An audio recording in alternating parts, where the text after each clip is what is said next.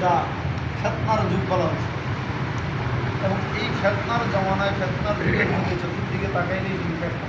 দেখেন বিভিন্ন দল মত অথবা অপসংস্কৃতি ইসলাম বিরোধী কার্যকলাপ চলাচরিত্র সব দিকে যেখানেই তাকাবো আমাদের ইমান ধ্বংস হওয়ার পরিবেশের মধ্যে আল্লাহ যে আমাদেরকে থেকে বাইচ্ছে, আমাদেরকে যে এই দিনের নবী রসুলের প্রেমে একটা মহাদি জলসা আসার মতো তৌফিক দিয়েছেন, এজন্য সবাই শুকরিয়া আদায় করে বলি আলহামদুলিল্লাহ। সম্মানিত হাজিরিন, আমরা এখন যে একটা যুগের মধ্যে আছি, এমন একটা সময় রাসূলুল্লাহ সাল্লাল্লাহু আলাইহি সাল্লামকে আল্লাহ কিন্তু এরকম এর চেয়েও অনেক ফেতনার যুগের মধ্যে পাঠাইছে, জাহিলিয়া যুগের মধ্যে, যে সময়টার মধ্যে কোনো ইসলামের হুকুম মতাদর্শ কোনো কিছু ছিল না। ঘোর অন্ধকার যুগে মানুষ শুধু পাপাচারে লিখত। ওই কঠিন মুহূর্তের সময় আল্লাহ রাসূল সাল্লাল্লাহু আলাইহি সাল্লাম যেভাবে দিন প্রচার করছে, কিন্তু আমাদের উপরে কিন্তু সেই ইসলামের হুকুমার দায়িত্ব অর্পিত আছে। যেহেতু ইসলামে বলা হয়েছে ইন্নাল উলামাতু ওয়ারাসাতুল আম্বিয়া, এটা কিন্তু অনেকে আবার ব্যাখ্যা করে অন্যভাবে বুঝায়।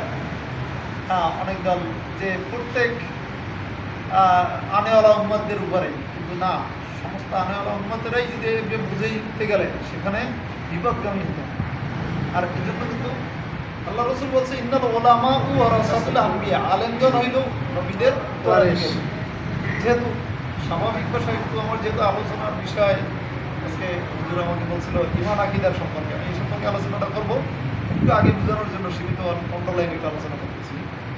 এটা হচ্ছে যে স্বাভাবিক সাধারণ মানুষ যারা, যে মনে করেন ইসলাম সম্পর্কে যার কোনো জ্ঞান নাই, ধারণা নাই, কোনো সে লেখাপড়া করে নাই, হ্যাঁ, সে যদি ইসলাম সম্পর্কে বয়ান দিতে যায় সেখানে বিপদগামী হওয়ার আশঙ্কা থাকে কিনা? থাকে। মনে করেন আপনার রোগ হয়েছে, অসুখ হয়েছে, আপনার অসুখটা সারার জন্য কার কাছে পরামর্শ দিবেন? ডাক্তারের কাছে। যে অভিজ্ঞ ডাক্তার, যে রোগের অভিজ্ঞ, তার কাছে গেলে ওইটার সঠিক সমাধান পাওয়া যায়। এখন দেখা যায় আপনি ডাক্তারের কাছে না যাই, আপনি যদি একজন মনে করেন সাধারণ মুদি দোকানদার অথবা তরকারি বিক্রি করে এই সমস্ত লোকের কাছে যান, সে মনে করেন ইসলাম সম্পর্কে কোনো অজ্ঞাত নয়, তার কাছে যদি বলেন যে আমার এই রোগটা হয়েছে, আমার জ্বর, মাথা ব্যথা, আমি এখন কী ওষুধ খেয়ে দেবেন, সে কি আপনাকে সঠিক থিওরি দিতে পারবে? পারবে না। সঠিক থিওরি যখন সে দিতে পারবে না, সে হয়তো পারবে এতটুকুই, সে জ্বর ভালো হয়েছে মনে করেন আপনার নাপা এক্সট্রা খাইয়ে, নাকি এই ওইটার থিওরি দিতে পারবে। কিন্তু জ্বর তো বিভিন্ন প্রকারের আছে, কারণ আপনার শরীরে কোন জ্বর আছে এটা তো সে সঠিকটা বলতে পারবে না। সঠিক মাপকাঠির জন্য আপনার যেতে হবে সঠিক ওই অভিজ্ঞ ডাক্তারের কাছে, তাহলে সে কিন্তু আপনার কোনো সমাধান দিতে পারে। এজন্য নবী বলে গেছে যে ইন্নাল উলামাউ ওয়ারাসাতুল আম্বিয়া, তোমার সঠিক পথ পাইতে হইলে, সঠিক ইসলামের উপরে তোমার থাকতে হইলে তোমার আলেমদের অনুসরণ করতে হবে, আলেমদের শরণাপন্ন হইতে হবে। তাহলে তারা ওই বিষয়ে পারদর্শী বিধায় তারা কিন্তু সঠিক ধারণা দিতে পারে। এজন্য আপনাদেরকে আমি বোঝানোর জন্য যে প্রথম আলোচনা করেছি। দ্বিতীয় হচ্ছে যে আমাদের ঈমান এবং আকীদা সম্পর্কে যদি বলছে আমাকে একটু আলোচনা করার জন্য। আমরা কিন্তু আজও বুঝি না, মুসলমান হয়েছি, যে আমাদের ঈমান আর আকীদা জিনিসটা কি। ঈমান হচ্ছে কচু পাতার পানি উপরে যে পানি পড়ে থাকে, আমাদের বাংলাদেশে যে বলা হয় কচু পাতার উপরে যদি পানি জমে, এটা দেখবেন কোনো রকম বাতাসে একটু নাড়া লাগলে কী হয়, পানিটা টপ করে পড়ে যাবে। তাহলে ঈমানটা কিন্তু মানুষের এরকম মুহূর্তের মধ্যে চলে যায়, আবার মুহূর্তের মধ্যে আবার অবস্থা করবে না, আবার আরো। কিন্তু আকীদাটা হচ্ছে তার ঈমানের মহারাজা। গভীর মনোযোগ দিয়ে বুঝতে হবে যে ঈমান সম্পর্কে রাসূল সাল্লাল্লাহু আলাইহি ওয়াসাল্লাম বলেছেন যে ঈমান সম্পর্কে হচ্ছে বুনিয়াল ইসলাম আলা খামসিন, অর্থাৎ ইসলামের 5টা বেনা আছে। কয়টা বেনা?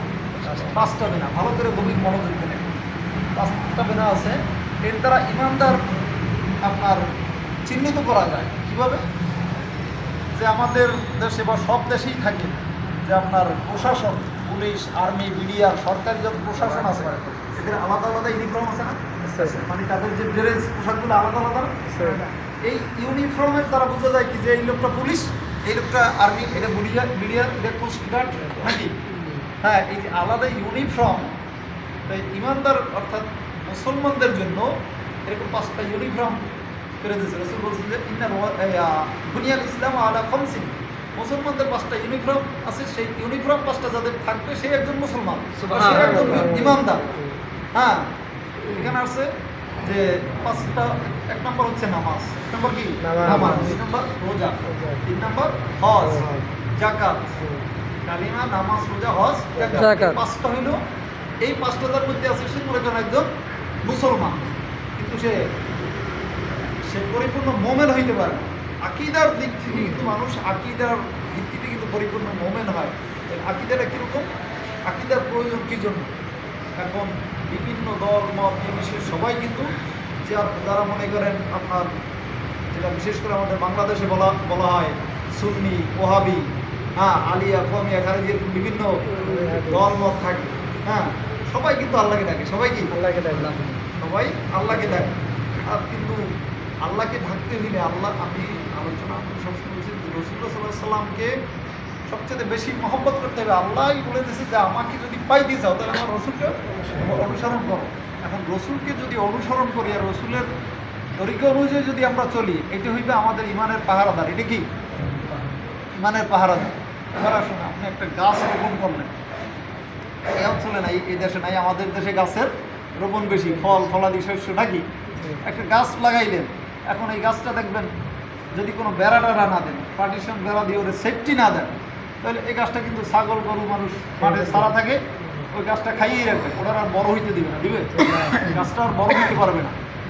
আর যদি এটা সুন্দর করে চতুর্দিক থেকে বেষ্টনী দেওয়া হয়, যদি বেড়া দেওয়া হয়, তাহলে কী হবে, আর গরু ছাগল এটা ক্ষতি করতে পারবে না, এই গাছটা বৃদ্ধি হইতে থাকবে। তাহলে আমি নামাজ পড়লাম, রোজা রাখলাম, হজ করলাম, যাকাত করলাম, এটা হচ্ছে আমাদের মুসলমানদের ইউনিফর্ম। জাস্ট এর দ্বারা প্রমাণিত হইবে যে আমি একজন মুসলমান। এবার আসুন, আমার মোমেন হওয়ার জন্য, খাঁটি প্রকৃত মোমেন হওয়ার জন্য আমার এই আকীদার দরকার, যেটা এই যে প্রথম মতো বলছিলাম যে ইমানটা যে কোনো মুহূর্তে চলে যেতে পারে। আমার একটা কথার দ্বারা, একটা কুফরি শিরকির কারণে ইমান মানুষ চলে যেতে পারে। কিন্তু যদি আমার ওইরকম একটা পাহারা থাকে, চতুর্দিকে গাছটার চতুর্দিকে যেরকম ঘেরা থাকলে ছাগল গরুতে নষ্ট করতে পারে না, তাহলে আমাদের যদি এই আকীদারও সঠিক থাকে, ইমানের পাশাপাশি চতুর্দিকে আমাদের বেষ্টনী হচ্ছে আকীদাটা যদি সঠিক থাকে, তাহলে এই শয়তানের ধোকায়, শয়তানের প্ররোচনায় কখনো আমাদের ইমান নষ্ট হবে না। আর আকীদার জন্য এই জন্য হচ্ছে যে পূর্বের নবীদের উম্মতদের মধ্যে, অর্থাৎ আপনার 72টা ফেরকা তৈরি হয়েছিল। রাসূল সাল্লাল্লাহু আলাইহি ওয়াসাল্লাম বলে গেছে যে আমার আখিরি জামানার নবীর উম্মতের মধ্যে এরকম তার চেয়ে বেশি 73টা ফেরকা হবে কিয়ামতের ময়দানে। অর্থাৎ এরা এমন দলে দলে বিভক্ত হয়ে যাবে, আর এর মধ্যে একটা দলেই শুধু জান্নাতে হবে, সেটা বলছে আহলে সুন্নাত ওয়াল জামাত। সেই আহলে সুন্নাত ওয়াল জামাতের গুঞ্জের মধ্যে যারা থাকবে, আহলে সুন্নাত ওয়াল জামাতের মতাদর্শে যারা আদর্শিত হবে, তারাই কিয়ামতের ময়দানে রাসূলের শাফায়াত নসিব হবে। সুবহানাল্লাহ। অতএব এর জন্য আমরা চেষ্টা করবো যে এই রাষ্ট্রে আমরা দেখেন নামাজ পড়ি। হ্যাঁ, আমরা ইমামের পিছনে আমরা নামাজ পড়ি, দাঁড়িয়ে আছে, আমরা ইমামের পিছনে নামাজ পড়ি, নবীর সুন্নাত পাঞ্জাবি নাই, টুপি ছাড়াও নামাজ পড়ে। অথচ এই ইমামদের জন্য রাসূলুল্লাহ সাল্লাল্লাহু আলাইহি ওয়াসাল্লাম দোয়া করছেন যে যারা ইমামতি করবে, সমাজের এলাকায় যারা নেতৃত্ব দেবে, তারা যেন পরেজগার হয়, মুত্তাকি হয়, তাদের জন্য রাসূলের স্পেশাল দোয়া। অথচ নাই, এখন কী করবো, আমরা তো বিপদের মধ্যে, কথা বলা ঠিক। তবে ওদের আপনারা তো পড়েন, এখন আমরা তো পড়ি না, পড়ে তো উপায় নাই। যেমন উদাহরণ হিসাবে একটু বুঝিয়ে দিচ্ছি, কেউ দোষের দিকে নেবেন না, যেটা আমাদের দেশে আমি শুনতে পারছি আমরা যে আয়নাঘর তৈরি করছি, এই সময় নাকি আয়নাঘরে যাদেরকে বন্দি করা হয়েছে এদেরকে নাকি খাওয়ানোয় এমন কষ্ট হচ্ছে যে পানিও দেয় নাই, এমনকি সে জীবন বাঁচানোর জন্য নিজের প্রস্রাব করে, নিজের প্রস্রাব খাইয়েও সে কি পানির তৃষ্ণা নিবারণ করছে। এখন প্রস্রাবে খাওয়া কি হালাল না হারাম? হারাম। তারপরেও সে খাইছে কি জন্য? জীবন বাঁচানোর খরচ। জীবন বাঁচানো কি খরচ, যার কারণে সে হারাম জিনিসটা খাইয়েও তার জীবনটা বাঁচাই রাখছে। এখন এই কারণে যদি আমরা দেখি আকীদার কারণে হ্যাঁ আমাদের সুন্নিয়াতের সাথে সামঞ্জস্যতা হইতেছে না, তারপর নামাজ পড়তেছি। এখন আমরা এমন একটা বিপদগ্রস্তের মধ্যে, কথা বলেন ঠিক কিনা?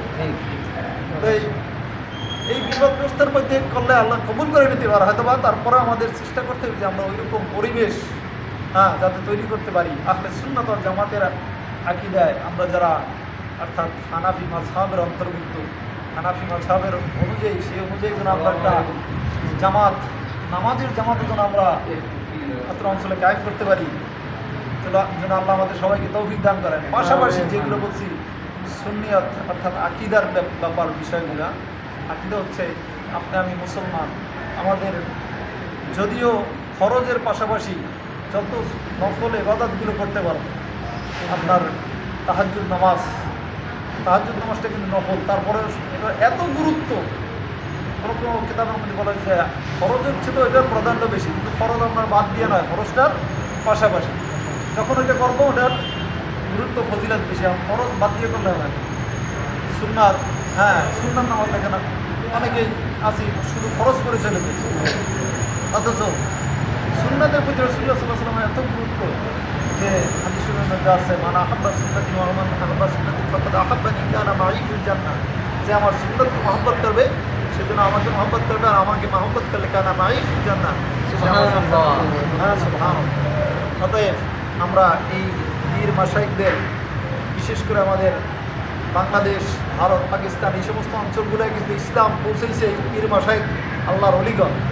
এখন তো বিভিন্ন দল বিভিন্ন খেদমতে আছে, হ্যাঁ বিভিন্ন দলে ইসলাম প্রচার করে, কিন্তু ইসলাম সর্বপ্রথম প্রচারিত হয়েছে আমাদের ওই সমস্ত দেশে পীর মাশায়েখদের মধ্যে। আমি যতটুকু জানতে পারছি মালদ্বীপ শহরেও ইসলাম প্রচার হয়েছে একজন হাফেজদের মধ্যে, সে একজন আলেমের মধ্যে, কথা বলা ঠিক নেই। তো এই জন্য পীর মাশায়েখদের সোহবত আমাদের অর্জন করতে হবে, হক্কানি পীরদের সোহবতে।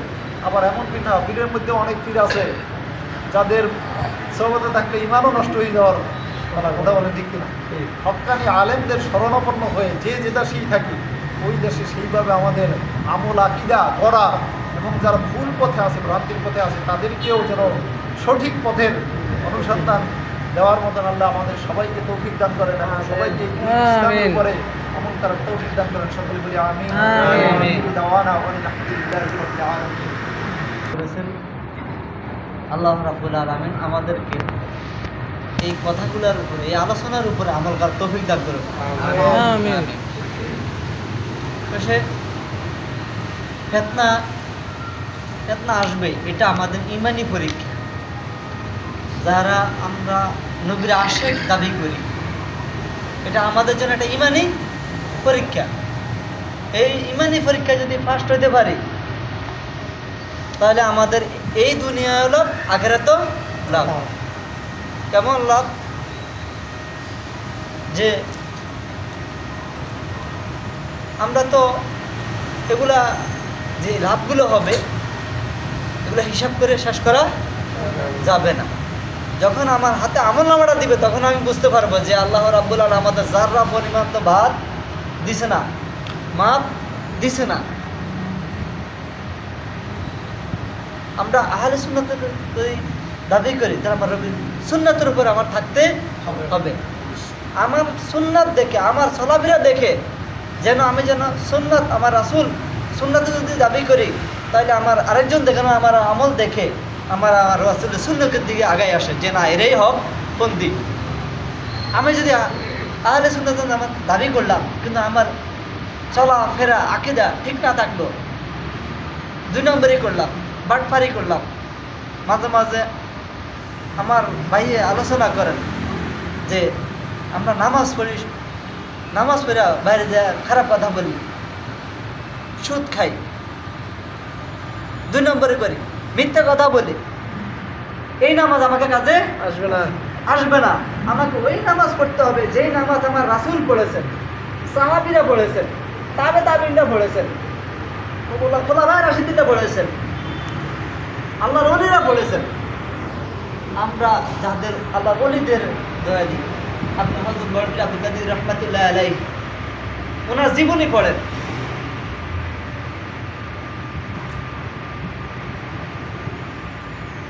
সৃষ্টি থেকে উনি ঘোষণা করেছেন আল্লাহর ওলি। এগুলো অনেক কথা, ওদিকে যাওয়া যাবে না। সৃষ্টি থেকে উনি ঘোষণা করতো, তখনই ওলি। এটা আল্লাহ দেওয়া ক্ষমতা, এবং আল্লাহ ঘোষণা দিয়ে দিয়েছেন। উনি নবীদের কাতার থেকে উনি যাত্রা চলে যান আর নবীদের কাতারে দাঁড়ান, এখানে অনেক কথা। তারপরও তার এখানে আসার দেখা তোমার জন্য একটা রাস্তা এখন জায়গা একটা খালি রাখছি আমি, এটা একটা মর্যাদা দেওয়া হয়েছে। কারণ ওই যে আল্লাহ ঘোষণা দিয়েছেন, আল্লাহকে মিথ্যা কথা বলেন বলছেন বলে না, যেটা ওয়াদা দিছেন বলছেন আপনি সেটা আল্লাহ দিছেনই। তো উনি পারতেন না, আল্লাহকে না ডাকলে তো পারতেন না, ইবাদত না করলে তো পারতেন। ওনাকে আল্লাহ যেমন কর্ম তেমন ফল, ওই ওই কর্ম হিসাবে এই দিনে তুমি উনি করেছেন কত মর্যাদা, যাকে আমরা ফিরে না ফির আব্দুল জালিল রহমাতুল্লাহ আলাই কত মর্যাদা। আমার বাবা মরে গেছে, আমি 1 মাস বাড়িতে আসিলাম, হয়তো 1 বার 2 বার গেছে কিনা, জিয়ারত করছে কিনা আমার মনে নাই, কিন্তু প্রতিদিন হাজার হাজার লক্ষ লক্ষ মানুষ, কোটি কোটি মানুষ এ আল্লাহর ওলিদের রওজা জিয়ারত করিতেছেন। তা আমার বাবার খোঁজখবর আমি নিতেছি না, আমাকে যিনি জন্ম দিয়েছেন, কত কষ্ট করে লালন পালন করে দিনই শিক্ষা দিয়েছেন, আমি কিন্তু আমার বাবার খোঁজখবর নিছি না। একজন ফিরের দরবারে কেন যা? তাদের পাওয়ার, তাদের ক্ষমতা যদি তারা আমল করে হয়েছেন, তাদের মন মানসিকতা দিয়ে ফির হয়েছে, এমনি এমনি হয় নাই, আল্লাহ এভাবে ঘোষণা দেন নাই।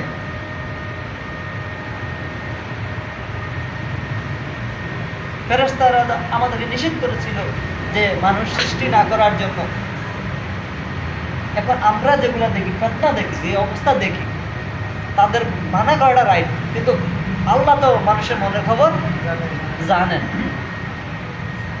সকল রুহকে সৃষ্টি করার পরে জিজ্ঞেস করলো তোমরা দুনিয়া যায় কি করবা? আমরা বলেছিলাম কালু বালা, কালু বালা, শুধু তোমারই হুকুম মানবো, তোমারই ইবাদত করবো। তখন আল্লাহ বলছিল যে শুধু তুমি যদি আমার হুকুম মানো, আমার ইবাদত করো, তাম দুনিয়া আমি যা সৃষ্টি করছি সকল কিছু তোমার খেজমতে আছে। সুবহানাল্লাহ। আজকে আমরা কত নির্বোধ, আমরা সে আল্লাহর সাথে ওয়াদা দিয়ে এসে এখানে এসে কি করতেছি, কি করতেছি? আল্লাহর হুকুম তো মানেই না, আরো যত সব বাটফারি, 2 নম্বরে নামাজে আইসা হেদিনা সিরাতাল মুস্তাকিমের রাস্তা খুঁজি আর বাইরে যাই মুখ দিয়ে খারাপ কথা বলি, এই মুখ দিয়ে তো আমি হেদিনা সিরাতাল মুস্তাকিমের রাস্তা খুঁজছি। আমাকে এই নামাজ, এই লেবাস কোনো কাজে আসবে না। আমার কাজে আসবে যখন আমি আমল করব। আমার ভাই হোক আকিদার কথা, আকিদা ঠিক রাখা আমি আমল করব। আজকে দেখে অন্তত পক্ষে আমরা একটা কাজ করবো, যে কোনো কাজ করার আগে বিসমিল্লাহির রহমানির রহিম, আমি আল্লাহর নামে শুরু করি না। আমরা এই ছোট্ট জিনিস থেকে শুরু করি। প্রথমে বলে নিব আউযু বিল্লাহি মিনাশ শাইতানির রাজিম। আল্লাহ তোমার কাছে বিতাড়িত শয়তান থেকে আমি তোমার কাছে পানাহ চাই। আমি যদি আল্লাহর কাছে ফার্স্টে শুরুতে এই কাজটা করি, আমার জামিনদার কে হবে? আল্লাহ। তাহলে আমার কোনো ডর আছে? না। কোনো ভয় আছে? নাই। তারপর আমি বলো বিসমিল্লাহির রহমানির রহিম। তুমি যেই কাজটাই ধরবা কেন আল্লাহ বলেন যে তুমি বিসমিল্লাহির রহমানির রহিম বলার সাথে তুমি আমার জিম্মা হয়ে গেলা, কাজ করবা তুমি, শক্তি আমি দিব। আমরা এই 2টা আমল প্রত্যেকের সাথে করতে চাইনি, করবেন নেই। আপনারা, আমি যদি আল্লাহ রাব্বুল আলামিন আমাকে সহ করে আপনাদেরকে আমল করার তৌফিক দান করেন। আমিন। এখন আপনাদের সামনে আমাদের আলোচনা করবেন মাওলানা মহসিন ভাই, শ্রদ্ধা আমাদের মুরব্বী। উনি যেগুলো বয়ান করবেন এর উপরে আমাকে এখন আপনাদেরকে আমল করার তৌফিক দান করবেন। কারণ আমি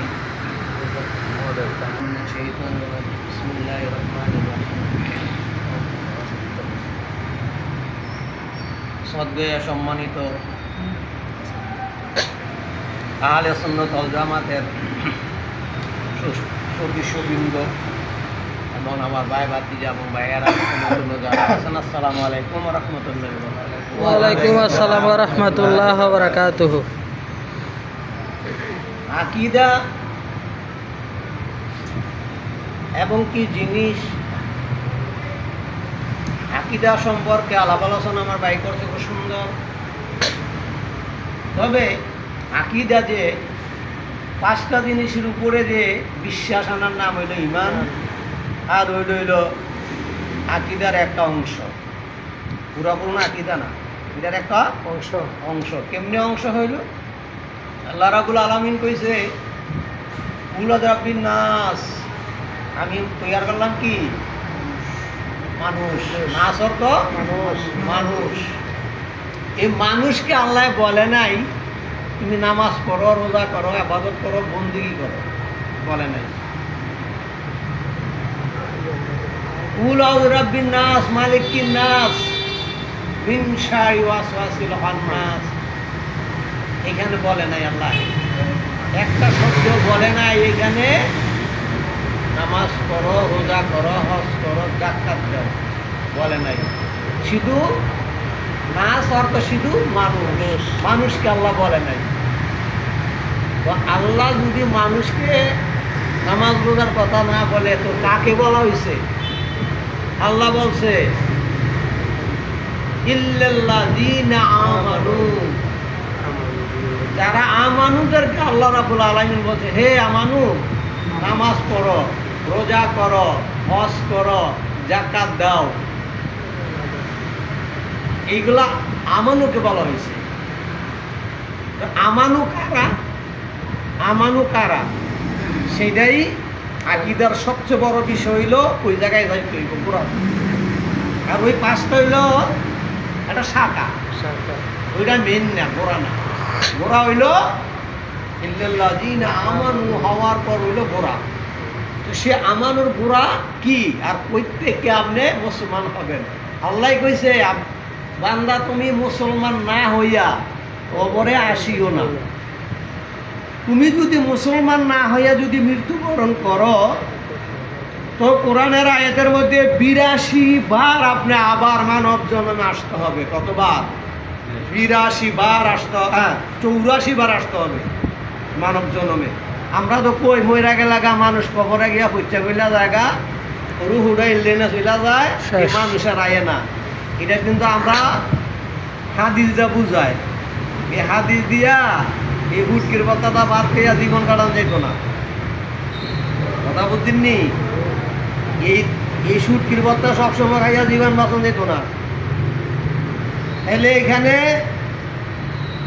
সঠিক জিনিসগুলি বুঝেন।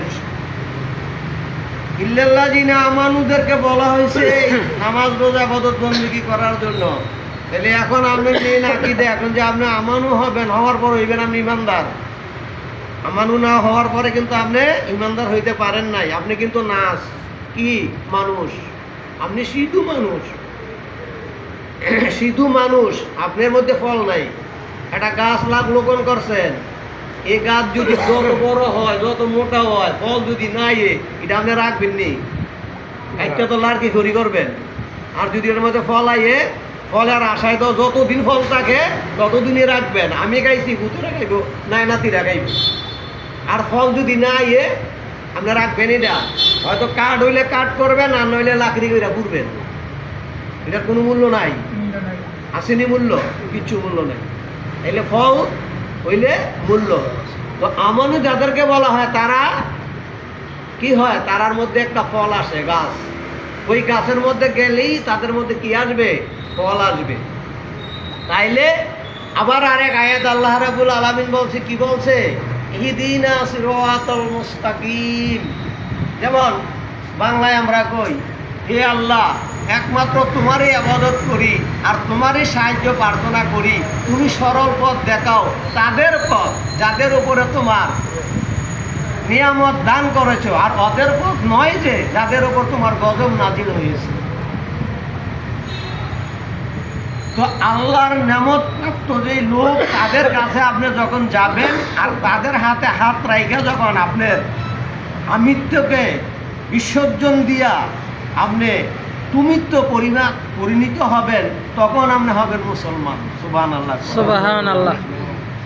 তাইলে আপনার আমিত্বকে কি করতে হবে, বিসর্জন দিতে হবে, আপনার তুমিত্বকে প্রবেশ করতে হবে। একটা মুর্শিদের কাছে আপনার দেহ যৌবন যা আছে সম্পূর্ণ তার কাছে বিক্রি কইরা তারে আপনি কি বানাইবেন, আপনার জিম্মাদার বানাইবেন। জিম্মাদার, উনি হইল আপনার জিম্মাদার। যখন বয়াত গ্রহণ করলো তখন আপনার জিম্মাদার হয়ে গেলেন তিনি। জিম্মাদার হওয়ার পরে উনি আপনাকে কলমা পড়াইয়া মুসলমান বানাইব। বানানোর পরে উনি যে আদেশ দিবে, যে সহবত দিবে, সেই সহবতের উপরে আপনি তখন কি করতে হবে, ইন্নামাল আমানু বিন্নিয়াত, তিনির কথার উপরে আপনি নিয়ত বরকত যত কিছু আছে ঈমান আপনি তখন ওইখানে রাখতে হবে। ইন্না নামুল আজরা, আপনি ওইখানে ঈমান রাখতে হবে। ওই যখন ওইখানে আপনি ঈমান রাখবেন তখন হবেন আপনি ইল্লাল্লাযীনা আমানু, তখন হবেন আপনি মুসলমান। ওই রইল আপনার আকীদার গোড়া। ওই আকীদা যার নাইতে শয়তান, ওই আকীদা যার নাইতে কি শয়তান। যার আকীদা নাই বাবা, সে শয়তান। এই শয়তানের নামাজ রোজা ইবাদত বন্দেগী যত কিছু করে খামাখা, কোনো কিচ্ছু লাভ কাজে নাই। আসবে না, কিচ্ছু কাজে আসবে না। তাইলে আপনি কি করতে হবে, আপনার গোড়া, মেইন গোড়া আপনার ধরতে হবে। তাহলে আকীদার মেইন গোড়া কি, ওই জায়গায়। আকীদার মেইন গোড়া কোথায় হয় না, কোথায়, সেই জায়গা মুর্শিদের কাছে। এটা কইতে ওটা শরম করে, কি এটা বুঝলাম না। বাপ কইলে শরম করে, আর ও অহাবি করে আব্বা কইলে মজা লাগে, শাহেক কইলে মজা লাগে। শাহেক কি, আব্বা, আরবিতে শাহেক আব্বা। অহাবি করে আব্বা কইলে মজা লাগে, কিন্তু সুন্নি করে আব্বা কইলে বেয়াজিত লাগে, বেয়াজিত লাগে। এই বেয়াজিতের কারণে মানুষে ভুল পথে পইরা থাকার কারণেও আজকা ইসলামকে জিনিস বুঝে না, ইসলামকে জিনিস চিনে না, আকীদা কি বুঝে না। কি বুঝাইবেন আকীদা? আপনি নামাজ পড়লেন আকীদা, রোজা রাখলেন আকীদা। রোজা তো কইছে আমানুর জন্য, হজ কইছে আমানুর জন্য, নামাজ কইছে আমানুর জন্য, নাচের জন্য তো বলে নাই। তো যার গোড়া নাই তো শয়তান, তো নাচ, তো নাচের তো কোনো ইবাদত নাই। তো নাচের ইবাদত না থাকলে হ্যাঁ কিসের নামাজ পড়তে জমাতো? আবার কয় কি জমাত তো বেশি সোয়াব। আরে সোয়াব কি তুই মুসলমান হইয়া গেলে না সোয়াব? তুই মুসলমান নয় এরকম সোয়াব তোর, তুই আগে মুসলমান হ। পাদুকুলি ফি ইবাদি অদুকুলি জান্নাতি, কি কইছে? পাদুকুলি ফি, ফিউ বন্দাদের কাছে যাও, যাওয়ার পরে শপথ গ্রহণ করার পরে তারপরে কি কইছে? পাদুকুলি ফি ইবাদি অদুকুলি, পরে হইছে জান্নাতি, ওইখানে যাওয়ার পরে জান্নাতি। এর আগে না। আপনি আগে কি হইতেইব? আপনার গোড়া ধরতেইব আগে। আল্লাহ রাব্বুল আলামিন হাশরের ময়দানে আমরা জিজ্ঞাসা করবে, হ্যাঁ জিজ্ঞাসা করো, এ মহসিন তোর ইমান কি, তোর ইমান কই, ইমান দেখা। আপনি কারে দেবেন? আপনি তো আল্লাহ দেখছেন না, রাসূলও দেখছেন না, হাসান হোসেন দেখেন নাই, মা ফাতেমারে দেখেন নাই, আমার বাবা আলীরে দেখেন নাই। হাশরের ময়দানে যখন আমরা জিজ্ঞাসা করবো তোর ইমান দেখা, তুই যে ইমানদার, তুই যে মুসলমান, তুই যে আমানু, তোর ইমান দেখা। আপনি কারে দেখাইবেন? আপনার বড় শেখ বাহিরে দেখাইবেন, কিচ্ছু কাজে আসবে না।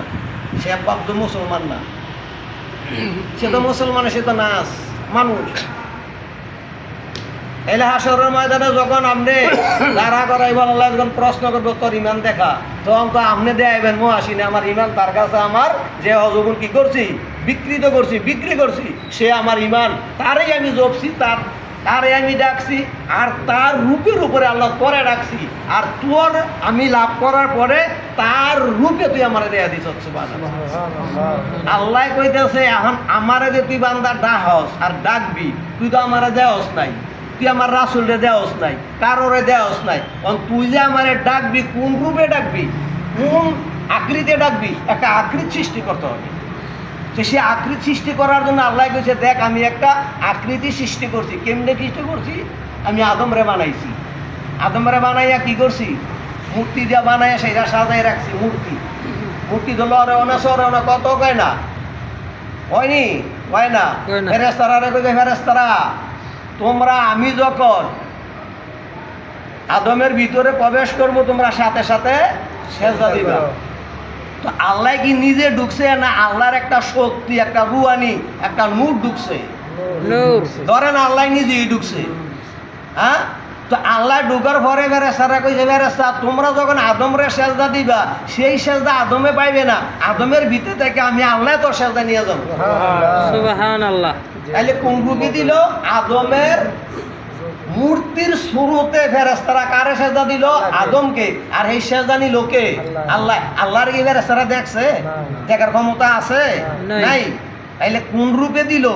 আদম রূপে সেজদা দিল, সেই সেজদা আল্লাহ কবুল করে নিয়ে গেল। এই জন্য একজন মুর্শিদের কাছে যখন আপনি আত্মসমর্পণ করবেন তখন ওই মুর্শিদের রূপে যখন আপনি ডাকবেন তখন আপনি যদি ডাকতে ডাকতে যদি আপনি আমানত থেকে যদি আপনি মমিনিত পরিণত হইতে পারেন, আপনি যদি একজন রাসূল পরিণত হইতে পারেন, তখন ওই আপনার মুর্শিদের রূপ ধইরাই আমার রাসূলাই আপনার সামনে সাক্ষাৎ দিবে। মহসিন কি চাস তুই? কারণ আপনি তো আমার চিনলেন না, কেমনে চিনবেন? আমার আল্লাহ যদি আপনার দেখা দেয় আপনি কেমনে বুঝবেন আমার আল্লাহ নাকি? কারণ আল্লাহর রূপ শয়তানে ধরতারে, কিন্তু রাসূলের রূপ ধরতে পারে না, একটা মুর্শিদের রূপ ধরতে পারে না, একটা ওলির রূপ ধরতে পারে না। শয়তান শয়তান সব রূপ ধরতে পারে, কিন্তু আল্লাহর ওলিদের রূপ ধরার ক্ষমতা নাই। আল্লাহর রূপও ধরতে পারে, আল্লাহর রূপও ধরতে পারে। বড়বীর আব্দুল কাদের জিলানী রহমতুল্লাহ আলাইহির কাছে স্বর্ণের প্লেট দিয়া সেরা হয়ে গেছে মিষ্টি, হে রাসূল, বড় পীর সাহেবের কাছে গিয়ে সেরা কয় হে আব্দুল কাদের তোর ডাকে আমি আর সহ্য করতাম পারি না, দেখ তোর লাগে আমি মিষ্টি লয়েছি। এখন বড়বীর আব্দুল কাদের জিলানী রহমতুল্লাহ আলাইহি তিনি বলেন হে দেখ কেমন আল্লাহ রে, কারণ স্বর্ণের প্লেটে তো মুসলমানের খাওয়া হারাম, আর আমার আল্লাহ নিজে এটার হারাম ঘোষণা কইরা আমার আল্লাহ স্বর্ণের প্লেট লইয়া আমার কাছে মিষ্টি লইছে খাইতাম। আসলে এটা তো আল্লাহ, এটা তো শয়তান। নেব লা হাওলা ওয়ালা কুওয়াতা ইল্লা বিল্লাহিল আলিয়্যিল আযীম। শয়তান তো দিছে তো। তখন শয়তানে কইতাছে হে আব্দুল কাদের তোরা আজগা বানাইছি, তুই আজগা বাচ্চা গেলি আলেম এলেমের ক্ষমতায়, কিয়ের ক্ষমতায়? এলেমের ক্ষমতায়। আব্দুল কাদের বলে হে শয়তান আমি এলেমের ক্ষমতাটা বাঁচি নাই, আমি বাঁচি আমার রাসূলের মহব্বতে। সুবহানাল্লাহ। আমার সুবহানাল্লাহ। রাসূল বলছে যে শয়তান আল্লাহর রূপ ধরতে পারবে, আমি রাসূলের রূপ ধরার ক্ষমতা শয়তানের নাই। আমি আমার রাসূলের মহব্বতে আমি বাচ্চা গেছি, নাইলে তোরই খোদা মাইনা ইসলাম। তাইলে বুঝলেন আল্লাহর রূপ শয়তানও ধরতে পারে। এখন আপনি যে আল্লাহরে ডাকবেন, আল্লাহ কার রূপে আপনাকে দেখা দিবে? কার রূপে দেখা দিবে? এটার একটা মাধ্যম লাগবে। এই ফেরেশতায় যদি আল্লাহকে সাজা দেয় আদমের সুরতের ভিত্তিতে, তো আপনার সুরত হইব কার মাধ্যমে? আপনার দয়াল মুর্শিদের, আপনার গুরু, আপনার বাবা, আপনার পীরের উদ্দেশ্যে, চেহারা মোবারকের উদ্দেশ্যে আইয়ে সেরা ওই চেহারা মোবারকটা আপনার দেয়া দিবে। সুরত লাগবো তো, তো সুরত ছাড়া কেমনে দিব? তা আল্লাহ যদি দেয় দেখাইয়া কই তো আমি কোথায় ফেরেশতা ইয়াদে সেজদাতে দিত না, তো আদমের ভিতরে যাওয়া লাগবে কে রে? আল্লাহ কয় তুমি আদমের সেজদা দিবে, সেই সেজদা আদম পাইতো না, সেই সেজদা নিবো আমি আল্লাহ। সুবহানাল্লাহ। এই জন্য বাবা আকিদা মেন হইল এমন, আকিদা হইল ইহদিনা সিরাতাল মুস্তাকিমের কাছে যেতে হবে। ওইখানে হইল আপনার আকিদা, আর ওইখানে হইল মুসলমান। ওইখানে না যাওয়া পর্যন্ত আপনার শয়তান, যার পিন নাই সে শয়তান। আর কি শয়তান, যার মুর্শিদ নেই সে কি শয়তান। নাচ যে নাচতে বলে নাই নামাজ রোজা পালন বন্দিগি করার জন্য। এর ভিত্তিতে দেখেন কোরআন শরীফের সূরা মায়েদার 70 নম্বর সূরা আয়াত নাম্বার 23 মুসল্লির গুণ পর্যন্ত আল্লাহ রাব্বুল আলামিন স্পষ্টভাবে 8টা গুণ পর্যন্ত বইলা দিছে। সালাত দাইমুন সালাত আপনি করতে হবে। সালাত কিয়াম করার জন্য কইছে, সালাত লইয়া হরতে কইছে না দাদা মাটির মধ্যে আর বাড়ির মধ্যে বিছনার মধ্যে। কোরআনের 114টা সূরার ভিতরে 38টা সূরার মধ্যে আল্লাহ রাব্বুল আলামিন 82 বার বলছে সালাত কিয়াম করার কথা, সালাত কিয়াম করার কথা বলছে 82 বার। আর এই 5 ওয়াক্ত নামাজের কথা কোরআনে এক জায়গায় বলে নাই। আপনি কোন নামাজ পড়তেছেন?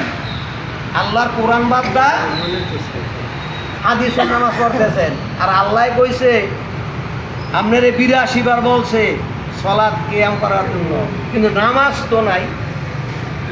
সালাতের কথা না কইছে, তো কিয়াম করার কথা কইছে, পড়ার কথা তো কয় নাই। তো কিয়াম শব্দের অর্থ কি?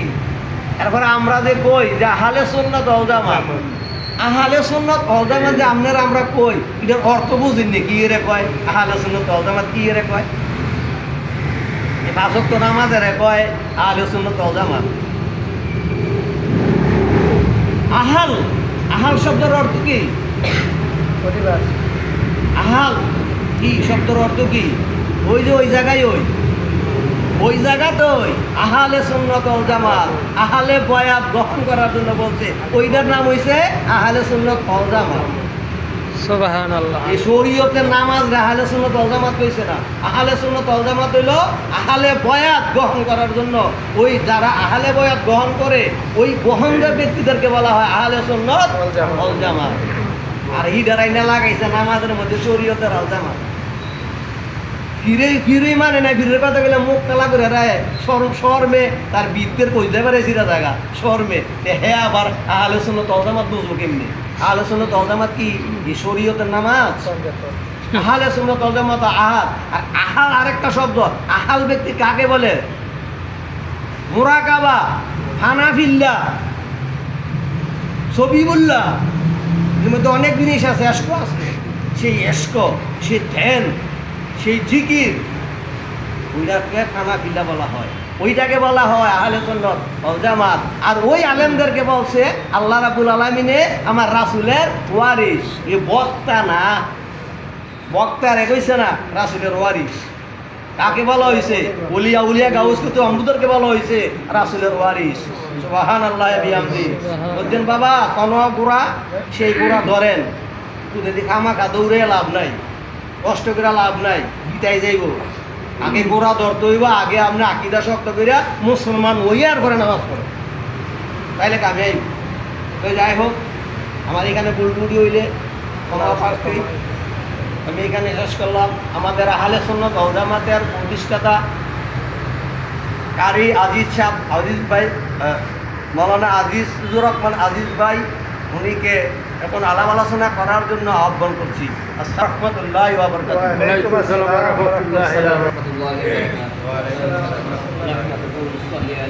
আবার করেন একখানে একতারা লম্বা করে। ঠিক আছে, আমি করতেছি বাহরি, আমি বাহরি করতেছি। يا أيها الذين آمنوا صلوا عليه وسلموا تسليما اللهم صل على سيدنا مولانا محمد وعلى آل سيدنا مولانا محمد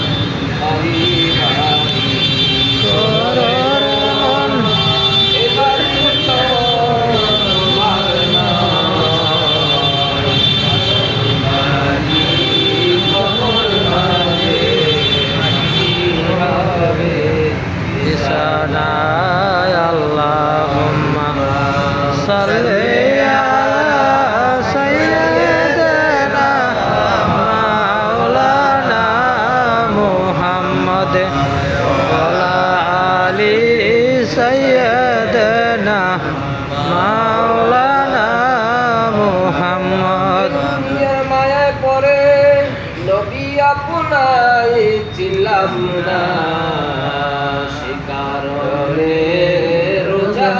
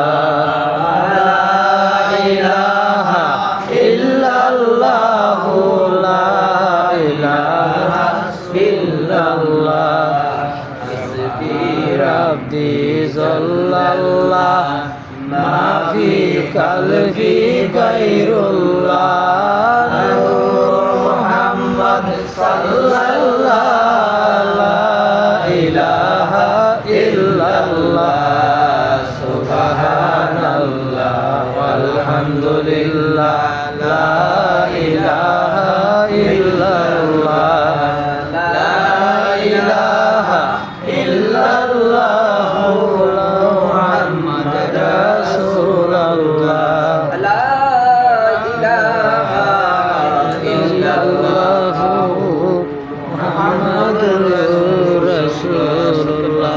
উপস্থিত আমার প্রাণপ্রিয় ইমানি ভাইরা, আল্লাহ রাব্বুল আলামিন আমাদেরকে এখানে আসার বসার তৌফিক দান করেছেন, বলেন আলহামদুলিল্লাহ। আলহামদুলিল্লাহ। আল্লাহর প্রিয় দরবারে শুকরিয়া যে আল্লাহ রাব্বুল আলামিন এখানেই পবিত্র কোরআন ও হাদিসের আলোচনা হয় প্রতি সপ্তাহে ন্যায় আজকেও আমাদের আসার সুযোগ করে দিয়েছেন, বলেন আলহামদুলিল্লাহ। আলহামদুলিল্লাহ। আরো শুকরিয়া আদায় করছি নবী মুহাম্মদ রাসূলুল্লাহ সাল্লাল্লাহু আলাইহি ওয়াসাল্লামের উম্মত হয়ে আপনারা খুশি না বেজার? খুশি আলহামদুলিল্লাহ বলেন। আলহামদুলিল্লাহ। আমার ভাই, অনেক সুন্দর আলোচনা হয়েছে, ইমানের আলোচনা হয়েছে। আসলে ইমান সমস্ত কাজের, সমস্ত দেহের মূল হয়েছে কি? ইমান। ইমান যদি না থাকে দেহের কোনো মূল্য নাই। আচ্ছা, আপনারা যদি যারা গাছ কিনে এবং যারা বিক্রি করে, শাড়ি যদি গাছ হয়, যারা গাছ কিনে তারা কিন্তু টোকা দিলে বুঝতে পারে কি গাছটা কি সার আছে কিনা। তখন ওই গাছটা কি হয়? দাম বেশি হয়। বেশি হওয়ার কারণটা কি? এই গাছটা দিয়া যদি আপনি ফার্নিচার বানান, খাট বানান, যত কিছুই বানান, বেশি দিন যাবে, এটার গুণে ধরতে পারবে না। আর যদি আপনার ইমান ঠিক না থাকে, তখন ইমান যদি ঠিক না থাকে আপনাকে বিভিন্ন রোগে আক্রান্ত করবে। কোন রোগ? ইমানের যেই রোগগুলা, যেই ইমানগুলা ধ্বংস করবে, বিভিন্ন ফিতনা আপনাকে জড়াইয়া ধরবে, কিন্তু ইমান ঠিক রাখতে পারবে না। এই ইমানের সর্বমূল হইছে কি? আকীদা। এই জন্য আল্লাহ রাব্বুল আলামিন আমাদেরকে আলোচনা বুঝার তৌফিক দান করেন। আমিন। কুল্লে নাফসিন যাআতিল মাউত। সমস্ত মানুষ মরণশীল। সমস্ত মানুষ কি? মরণশীল। কিভাবে মরবেন? আজরাইল আসবেনি ভাই? আজরাইল আসবে তো? আজরাইল আসার আগে 40 দিন আগে আজরাইলের হাতে আপনার হায়াত নামক একটি যে পাতা আছে, ওই পাতাটা আপনার আজরাইলের হাতে আসবে, বলেন না সুবহানাল্লাহ। ওই পাতাটা 40 দিন আগে আস্তে আস্তে ওই গাছের মধ্যে আস্তে আস্তে লাল হয়। লাল বুঝেন তো? আপনাদের এলাকায় গাছ আছে না? গাছের ভিতরে পাতা আসেনি? শীতকালে কিন্তু অনেক পাতা থাকে না, যেটা পরে। কারণটা কি? এর মেয়াদ শেষ। আর আল্লাহ রাব্বুল আলামিন আমাদেরকে হায়াত ওই গাছের ডালের পাতার মধ্যে লিখে রেখেছে কোন দিন আমি মরে যাব, কোন দিন পাতা লাল হবে, কোন দিন আজরাইল নিয়ে এই পাতা আসবে। ওই পাতার মধ্যে আমার সব কিছু লেখা আছে, বলেন না সুবহানাল্লাহ। এখন আল্লাহ কি পারতো না যে আল্লাহর কাছে রাখতো? এই পাতার ভিতরে দিছে কা? ও ভাই, আমার আল্লাহ কি ক্ষমতা কম আছে? না। আল্লাহ পাতার মধ্যে দিয়ে রাখছেন কা? কারণ আল্লাহ জায়গায় জায়গায় ফেরেশতা বসায় দিয়া আল্লাহর সময় মতো আল্লাহ কাজগুলো করাই দিয়েছেন, বলেন না সুবহানাল্লাহ। আপনার আমার কোনো ক্ষমতা নাই এখানে আসার মতো। আনছেন কে? আল্লাহ। এই জন্য তখন ওই ফেরেশতা কি করেন? ওই যে পাতা যখন ফেরেশতার হাতে আসে, তখন ফেরেশতা কি করেন? আজরাইল আলাইহিস সালাম আপনার কাছে আসবেন। এখন আল্লাহ রাসূল পাক সাল্লাল্লাহু আলাইহি ওয়াসাল্লাম জিজ্ঞাসা করেন, আজরাইল তুমি যখন আমার উম্মতের কাছে যাও, তখন আমার উম্মত কেউ জাহান্নামী কেউ জান্নাতি তুমি কিভাবে বুঝো? বলেন না সুবহানাল্লাহ।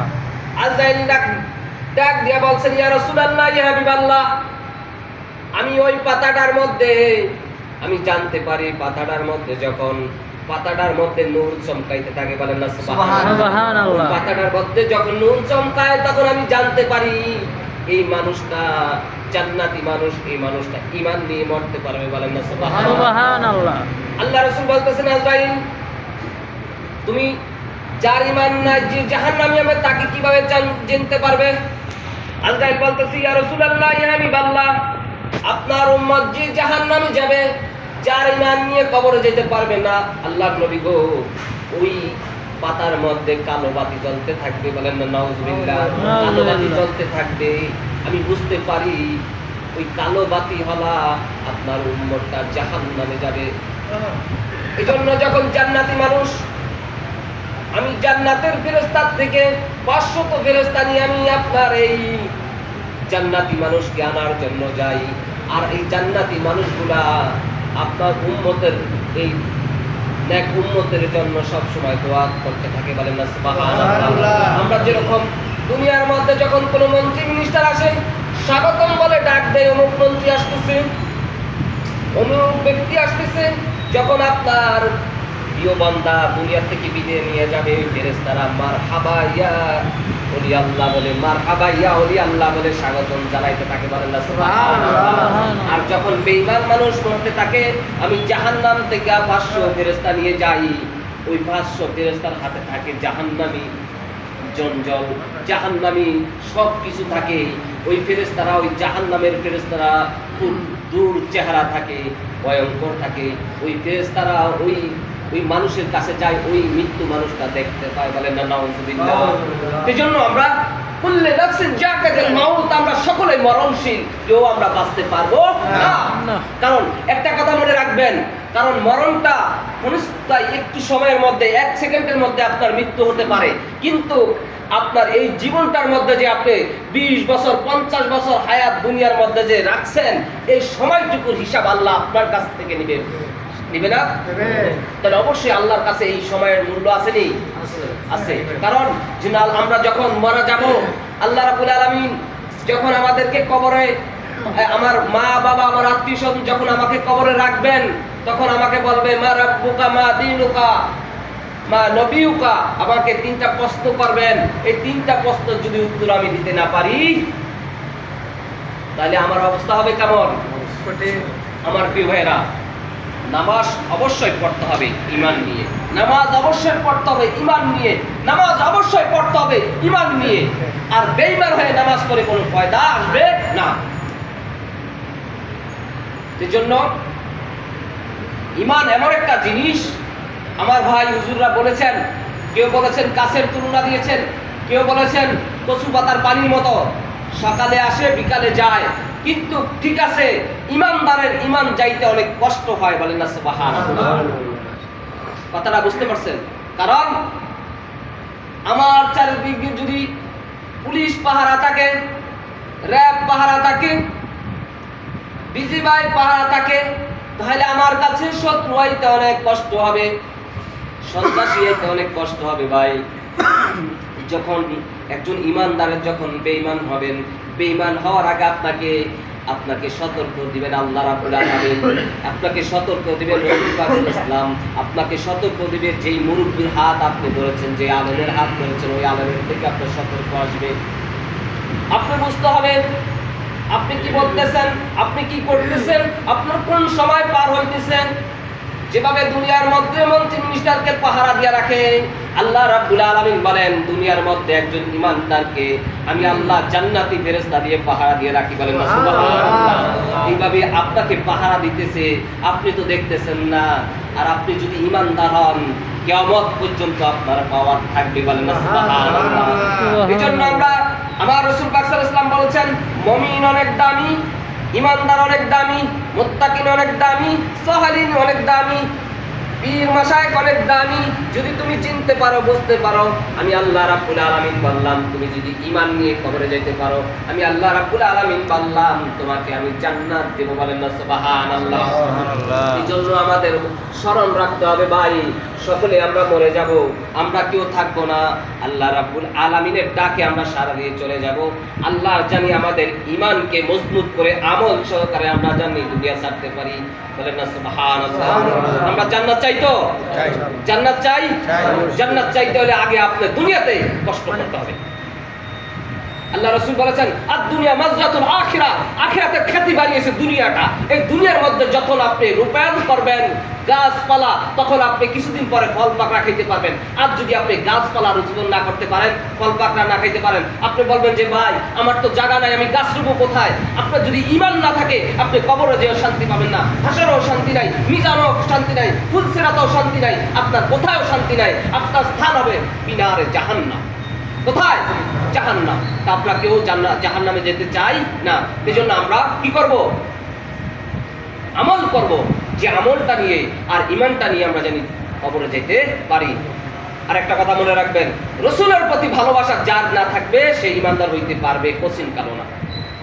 আমরা তো অনেকে বলি, অনেক মাওলানারা বলে আলোচনার মধ্যে কোরআন বড় না নবী বড়। আরে পাগল, তুমি কি বুঝো না? তোমার কি ওই প্যারেন্ট হয় নাই? কত হাফেজ সাহেব কোরআন পড়ে জাহান্নামী হয়ে গেছেন, কত মুক্তি কোরআন হাদিস পড়ে বেঈমান হয়ে গেছেন, কিন্তু কোরআন তো আমার রসুলের পিছে পিছে দৌড়াইছেন। বলেন না সুবহানাল্লাহ। তুমি বুঝো না কিছু? তোমরা আবার রসুলের সাথে তুলনা দাও, কোরআনের সাথে রসুলের তুলনা দাও। কেন তোমরা এই তুলনাগুলো দিচ্ছ? আল্লাহ কি তোমাকে ভালো জ্ঞান দেয় নাই? এই জন্য আমরা সকলেই কি করব? আল্লাহ আল্লাহ রসুলকে চিনার ব্যবস্থা করব। আমরা তো এখন পরিপূর্ণভাবে চিনতে পারি নাই, এই জন্য আমরা পরিপূর্ণ আমল করতে পারি না। আল্লাহ জানি আমাদেরকে সেই তৌফিক দান করে। বলেন আমিন। আমার প্রিয় ভাইরা, 5 ওয়াক্ত নামাজ পড়বেন তো? ইনশাআল্লাহ। 5 ওয়াক্ত নামাজ পড়বেন তো? ইনশাআল্লাহ। হক হালাল রুজি খাইবেন তো? ইনশাআল্লাহ। হারাম থেকে বিরত থাকবেন। আমাদের প্রথম শত্রু হইছে কে? ইবলিস শয়তান। প্রথম শত্রু কে? ভাই, প্রথম শত্রু যদি আপনি ইবলিস শয়তান হয়, যদি আপনি দেখতেন জুতা দিয়া পিঠটা তারে দুনিয়া সারা করতেন, কিন্তু আল্লাহ রাব্বুল আলামিন ওই শয়তান আল্লাহর কাছে এমন ভাবে চাইছে, আল্লাহ আমারে কিয়ামত পর্যন্ত হায়াত দাও, আমি জানি আপনার উম্মতকে আপনার বান্দাদেরকে শয়তানি করতে পারি। আল্লাহ দিবেন, তবে আল্লাহ বলছেন আমার প্রিয় বান্দাদের কাছে তুমি আর কিছু হইতে পারবে না। এখন আমরা শয়তান আমগরে ব্যাকেরে চাপি দেয়, চাপি দেয় না? এমন চাপি দেয় ভাই, 2 দিন 3 দিন মসজিদে থাকতে রাখে, আবার এমন চাপি দেয় জিনার কাজে পাঠায় দেয়, এমন চাপি দেয় সুদ খেতে পাঠায় দেয়, এমন চাপি দেয় সমস্ত বেদাতি কাজ করতে পাঠায় দেয়, এমন চাপি দেয় আমাদেরকে মসজিদ মাদ্রাসা মা বাবা থেকে আমাদেরকে দূরে রাখে। এই জন্য আমরা বুঝতে হবে শয়তান রূপে অনেক মানুষও থাকবে। এই দেখেন না, রসুল পাক সাল্লাল্লাহু আলাইহি ওয়াসাল্লাম আমলে যে কাহিনী না হইছে, এখন বাংলাদেশে সেই কাহিনী হচ্ছে। দেখেন নুরা পাগলার কবর থেকে উঠে লাশটা জ্বালায় বসে। বলেন না নাউজুবিল্লাহ।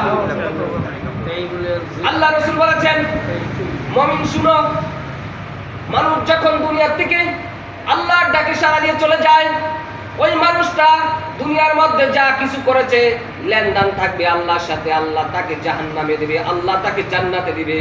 মানুষ যখন উনাকে কাফন পরানো হয়, তো ওনার যখন জানাজা করানো হয়, ওই মানুষটাকে তোমরা কিছু করতে পারবা না, তোমার কাজ হইতে তাকে দাফন করে দাও, আমি আল্লাহ রাব্বুল আলামিন হিসাব নেব। বলেন না সুবহানাল্লাহ। এখন তো বাংলাদেশে কিছু ভালো মানুষ জুব্বা পইরা টুপি পইরা সব কিছু নামাজ পড়ে 5 ওয়াক্ত পইরা তারা মানুষকে কবর থেকে উঠাইয়া জ্বালাইয়া দেয়। তোমরা তো বুঝো না রাসূল পাক সাল্লাল্লাহু আলাইহি ওয়াসাল্লামের আমলও এই কাহিনী হয় নাই, তোমরা এখন এই হাদিস কোথায় পাইলা?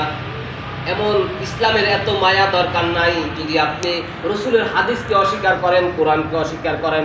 এই জন্য আমরা আল্লাহ রাব্বুল আলামিনের কাছে আমরা দয়া চাবো, এরকম মানুষ রূপে পশুর থেকে আমাদেরকে জানি হেফাজত করে। বলেন আমিন।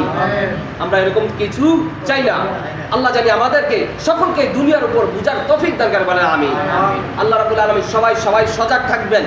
আমাদের ঈমান আকীদা ধ্বংস করার জন্য কি ওহাবি, কে সুন্নি, কে খারিজি, কে বেদাতি, সব দলের মধ্যেই ভেজাল আছে, আসেনি? আছে। কিন্তু আমাদের ঈমানকে ধ্বংস করার জন্য সবাই আগে আসতেছে, ঈমানকে মজবুত করার জন্য কেউ ঠিকমতো আমাদেরকে বলে না। আমার প্রিয় ভাইয়েরা, আপনারা 5 ওয়াক্ত নামাজ পড়বেন, রাসূল পাক সাল্লাল্লাহু আলাইহি ওয়াসাল্লামের উপর দুরূদ শরীফ পড়বেন, মা বাবার খেদমত করবেন, সন্তানদেরকে ভালো একটি পজিশনে রেখে আপনি জানি বিদায় হতে পারেন। আপনার সন্তানকে জানি ভালো কোরআন শিক্ষা দিয়ে আপনি আপনার মেয়ে সন্তানকে স্বামীর হাতে তুলে দিতে পারেন, আপনার ছেলে সন্তানকে জানি ভালো একটা আলেমের হাতে তুলে দিতে পারেন। আল্লাহ জানি সেই তৌফিক দান করে। বলেন আমিন।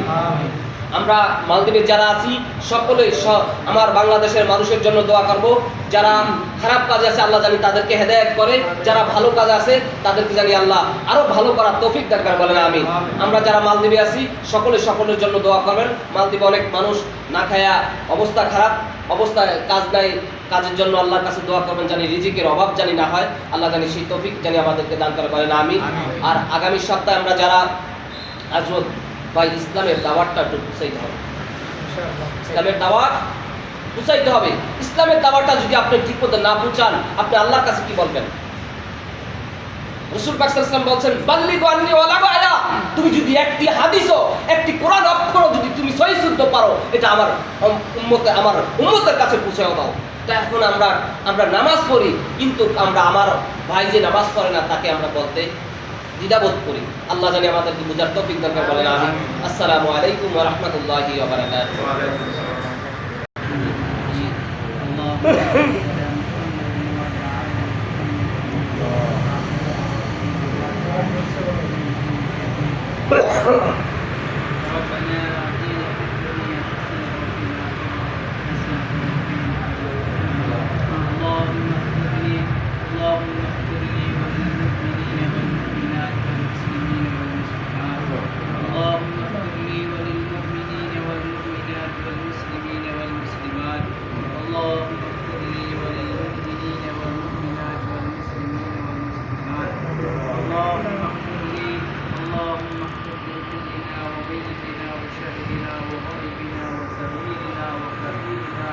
وذكرنا وانثانا اللهم من احييته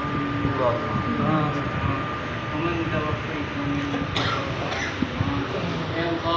کا کرم عافیت تمام یا اللہ ہم سب کی گناہوں کو معاف فرما دیجیے، دین کے اجالے میں رات کے گناہوں کو معاف فرما دیجیے، اللہم آمین۔ پوری امت کو ایک اور نیک بنا دیجیے، اللہ حضور کا لائے و دین ہر ایک بچے کے میں داخل فرما اللہم آمین۔ یا اللہ پورے عالم انسانیت کو ہدایت عطا فرما دیجیے، اللہم آمین۔ یا اللہ جو ہمیں محبت کی نگاہ سے دیکھے انہیں بھی ہدایت دے، جو ہمیں نفرت کی نگاہ سے دیکھے انہیں بھی ہدایت دے، یا اللہ ہدایت بہت بڑی چیز ہے، یا اللہ ہم سب کو گمراہی سے ضلالت سے یا اللہ صراط مستقیم کے راستے سے ہٹ جانے سے حفاظت فرما، یا اللہ ہم سب کو ہمارے گناہ کو معاف فرما، اللہم آمین۔ یا اللہ ہماری نسلوں آنے والی نسلوں کو ہدایت کے راستے میں چلا دیجیے، یا اللہ صراط مستقیم کے راستے میں چلا دیجیے، یا اللہ ہمارا زمانہ حضرت محمد صلی اللہ علیہ وسلم کے زمانے سے بہت دور ہے، یا اللہ ہم سب عجمی ہے، یا اللہ تیرا قرآن عجمی ہے، تیرا دین عجمی ہے،